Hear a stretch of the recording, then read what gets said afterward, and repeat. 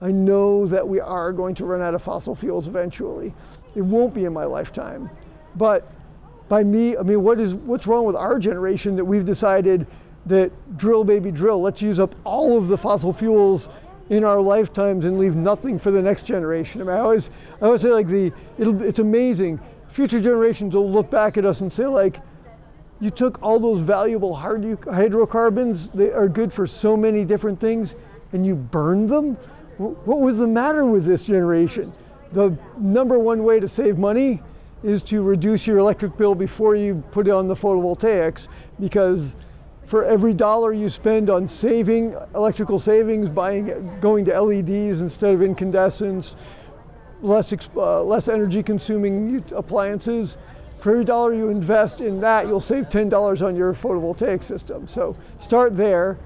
Then for whatever kilowatt hour size system you want, look for what other people are doing. And you can duplicate that. It's cheating a little bit, but it's a smart way to go. So I recommend buying existing things. It's so cheap now. I saw 42 cents a watt for modules the other day as an internet advertisement. Now that's not one, that's a bunch of them. But at the same time, 5 years ago, it was $4.20 a watt. Go get into a grid-tied system. You have to think about if the sun isn't, you build your system to provide the power you need, and then you have to think about how much energy you consume over the course of a day.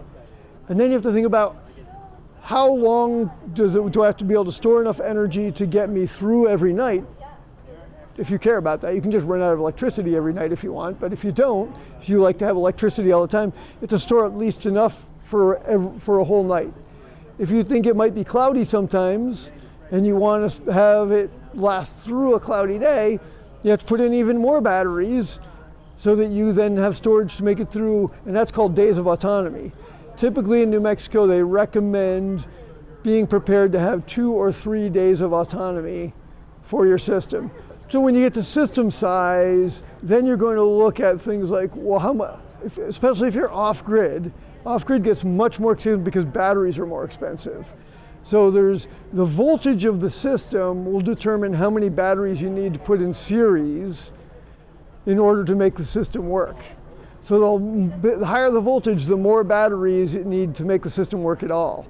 Once you get the battery voltage to the system voltage, then how long your system will be able to provide power is how many of those strings of batteries you need in parallel. When you're making decisions, the status of the batteries, don't invest right now in a huge battery bank, because I guarantee you 5 years from now, you'll find that that wasn't the best investment. That a little bit of more research and waiting, you'll see the price of batteries drop. So if you're off-grid completely, you're going to need some sort of a charge controller that'll control the charging of your batteries off the system, and also usually there's a system to limit the discharge so that when has been cloudy for a couple days, it will not allow you to damage your batteries by over discharging them. The biggest concern with the inverter is you want to make sure you have a true sine wave inverter. If you're going to plug any kind of audio equipment, any kind of a timing device, they all need true sine wave or they don't work properly.